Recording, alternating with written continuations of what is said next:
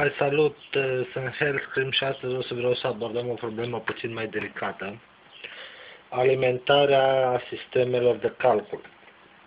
Ne referim mai exact la montarea unei surse adiționale în sistem. În cazul în care sursa pe care o avem nu face față sau pur și simplu nu avem suficiente mufe pentru a ne alimenta echipamentele periferice. Facem în felul următor. Luăm o sursă, da? De preferat să aibă ieșire ca aceasta pentru monitor, da? Știm că sunt monitoare care se alimentează direct din sursă. Dacă luăm o sursă de genul ăsta, este perfect. Am alimentarea din priză și am o ieșire pentru monitor. Asta o să mă ajute enorm, vedeți imediat de ce. Pur și simplu montăm sursa în sistem, montarea este simplă, toți știm să o facem, șuruburi, nu asta ne interesează. Ne uităm la spate, da?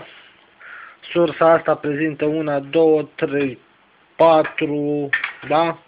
Am 4 alimentări și îmi permite să-mi alimentez 3 harduri și un CD-ROM. Dar am nevoie de un al 4-lea hard sau de un al 2-lea CD-ROM, DVD writer, whatever. Ce fac?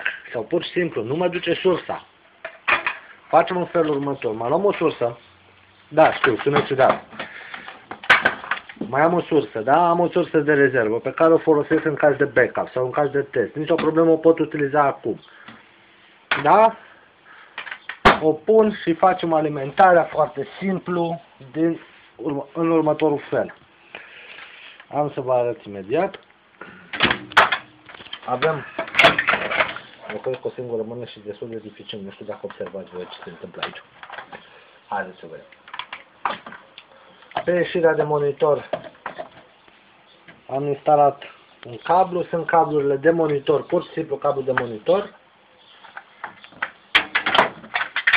Și în partea cealaltă, pe cealaltă sursă, alimentez.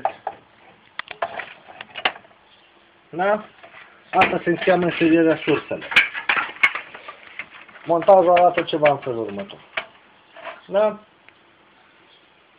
Cele două surse înseriate, am ieșirea de aici, da? Plec pe alimentarea de la priză. Vă faceți probleme eventual, băi, nu duce sursa, dacă ea nu duce așa cum mai duce sursă în serie.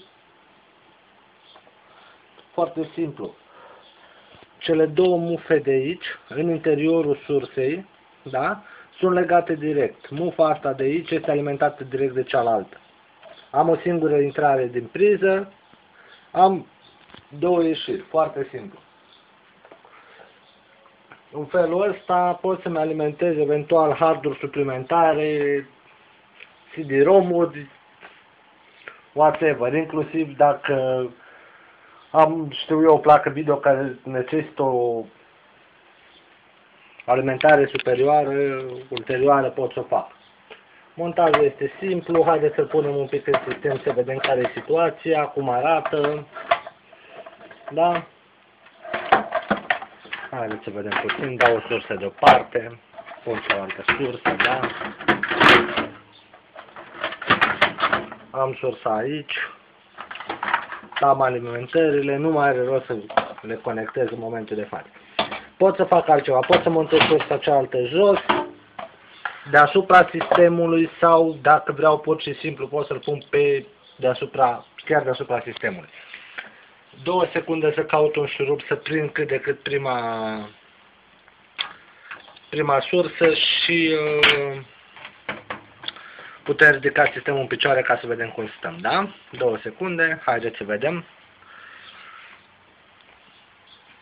Toată lumea știe cum se prinde o sursă, nu este nimic de domeniul SF.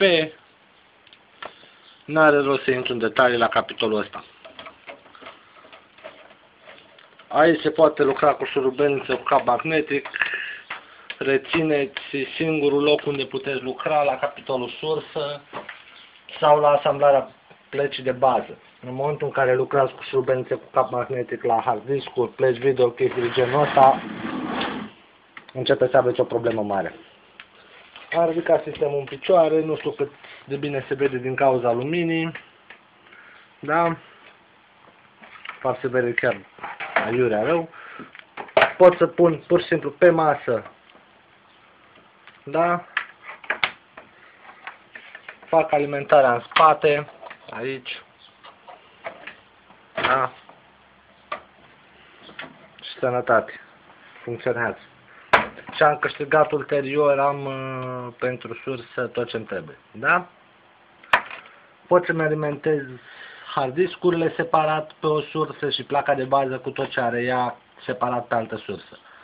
Asta mi oferă și o protecție superioară în momentul în care cedează o sursă, a doua este protejată. Da?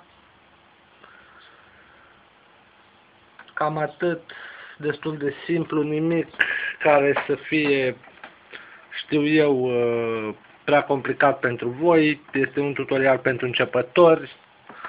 Vă rog să vă abțineți de la comentarii de genul "A, dar e simplu să moară mama că știam". Dacă știai foarte bine, sunt care nu știu și au nevoie de ajutor. Cam atât pentru azi. Un tutorial foarte scurt. O să revin ulterior cu alte tutoriale pe partea de hardware, pentru că nu am văzut foarte multe de genul ăsta, nici pe YouTube, nici pe altundeva. Cam atât. O zi bună, Hellscream out.